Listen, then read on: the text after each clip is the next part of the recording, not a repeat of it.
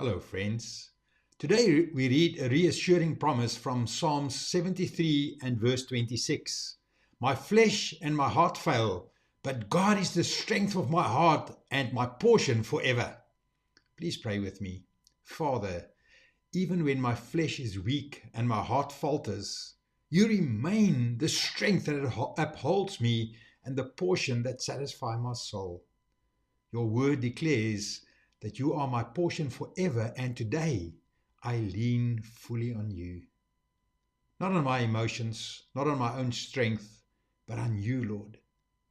When life wears me down, you lift me up. You are the strength of my surrendered heart.